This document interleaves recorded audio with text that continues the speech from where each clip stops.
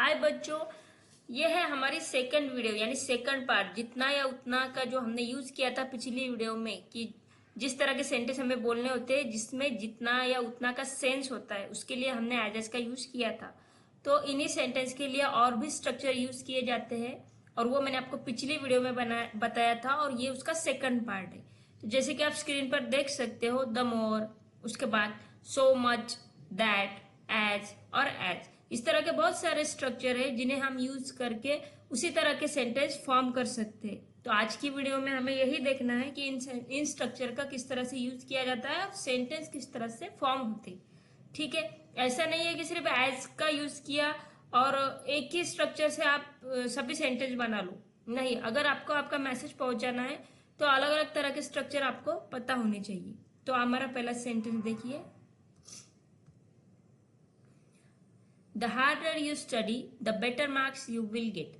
अब आप यहाँ पर देखिए, मैंने यहाँ पर कहीं पे भी एज का यूज नहीं किया है पर सेंस उसी तरह का बन रहा है। देखिए, जितनी मेहनत से आप पढ़ाई करोगे उतने अच्छे मार्क्स आपको मिलेंगे। ठीक है, पिछली वीडियो में जितने उतने के हमने स्ट्रक्चर फॉर्म किए थे, सेंटेंस फॉर्म किए थे और उसके लिए सिर्फ हमने एज मच एज का यूज करके काम चला लिया था। पर यहाँ पर स्ट्रक्चर चेंज हो गया है, यहाँ पर एज का यूज कहीं पर भी नहीं है। यहाँ पर देखिए, the harder you study the better marks you will get.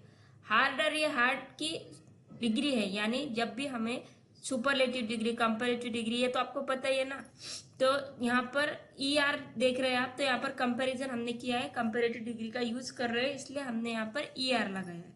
ठीक है, the harder you study the better marks you will get, यानी जितनी मेहनत से आप पढ़ाई करोगे उतने अच्छे मार्क्स आपको मिलेंगे। Next, I am not that much foolish that I will believe on your drama. अब यहाँ पर देखिए, अब यहाँ पर मैंने सुपरलेटिव डिग्री वगैरह कंपेरेटिव कुछ भी नहीं, यहाँ पर I am not that much foolish simple sentence है कि मैं उतना मूर्ख नहीं हूं।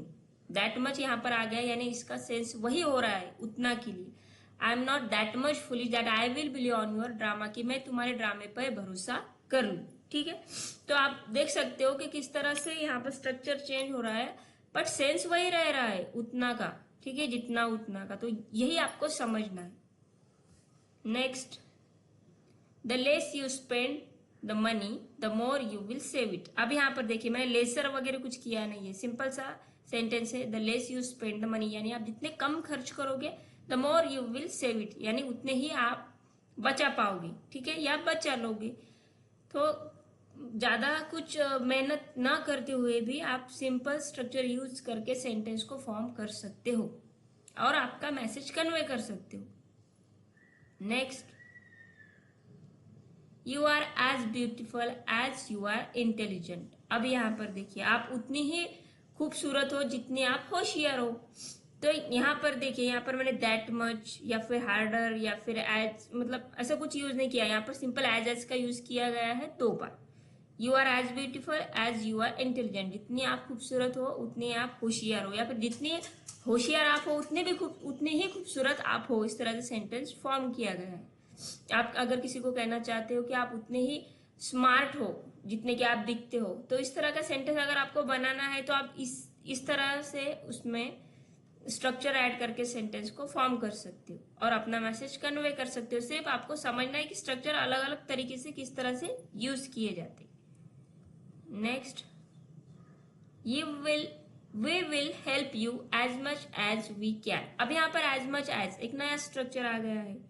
वी विल हेल्प यू यानी हम आपको मदद करेंगे, as much as we can यानी जितनी हो सकती है उतनी मदद हम करेंगे। यहाँ पर सेंटेंस देखिए, यहाँ पर इसका मीनिंग, ये सेंस देखिए, मैंने बोला ना जितने उतने का सेंस बन रहा है। तो ये देखिए यहाँ पर कि हम वी विल हेल्प यू, हम आपको मदद करेंगे, as much as we can उतनी जितनी हम कर सकते हैं। यही तो इसका मीनिंग हो रहा है ना कि हम आपको उतनी मदद करेंगे जितनी कि हम कर सकते हैं, सहायता करेंगे, हम तुम्हें उतनी सहायता करेंगे जितनी हम कर सकते हैं। यानी जितना उतना के सेंस के लिए एज मच एज का यूज मैंने यहाँ पर किया है।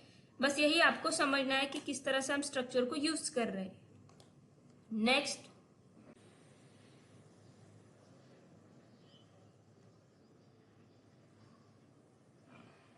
हमारा नेक्स्ट सेंटेंस है, the sooner you go the better it is, यानी जितने जल्दी आप जाओगे उतना अच्छा होगा। या फिर उतना अच्छा है, ठीक है।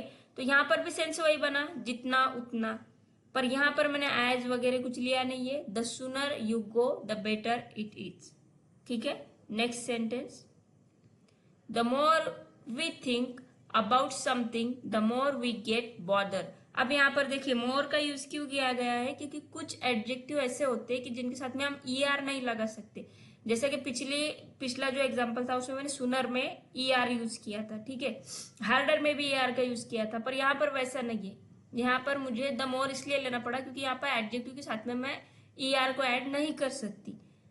सो the more we think about something the more we get bother, यानी जितना ज्यादा हम किसी चीज के बारे में सोचते हैं उतनी ज्यादा तकलीफ हमें होती है, या फिर उतने ज्यादा हम तकलीफ में आ जाते हैं। तो अब यहाँ पर देखिए जितना उतना का सेंस है, और वो हमने फॉर्म किया है द मोर के साथ में।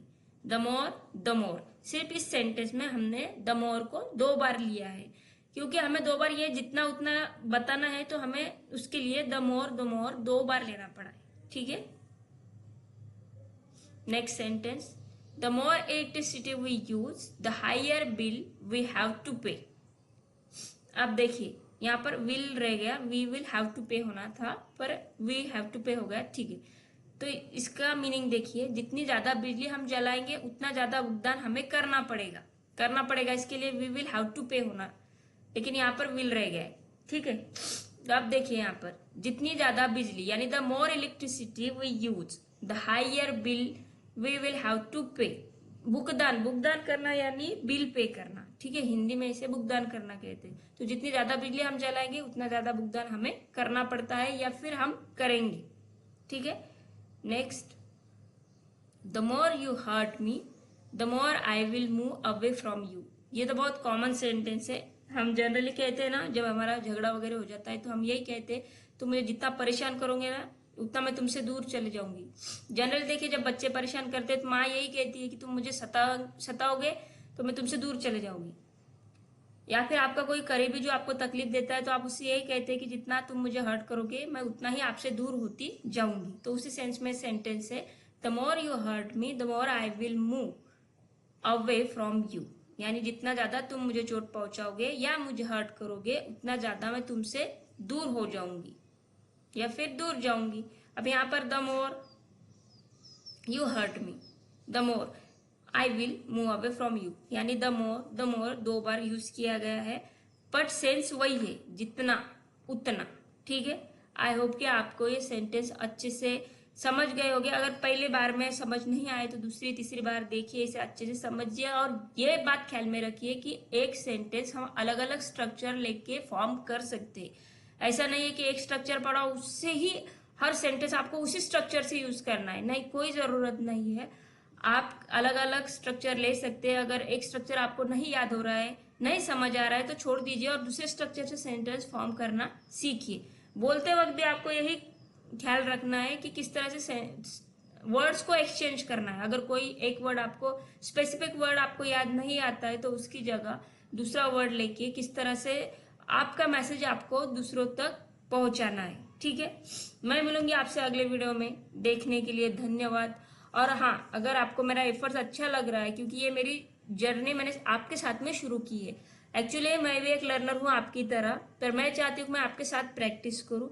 तो अगर आपको मेरा एफर्ट अच्छा लग रहा है, अगर मेरी जर्नी अच्छी लग रही है और पढ़ाने की मेथड अच्छी लग रही है, तो प्लीज मेरे चैनल को लाइक करते रहिए, शेयर करते रहिए और सब्सक्राइब करते रहिए, ठीक है। Thanks for watching and take care.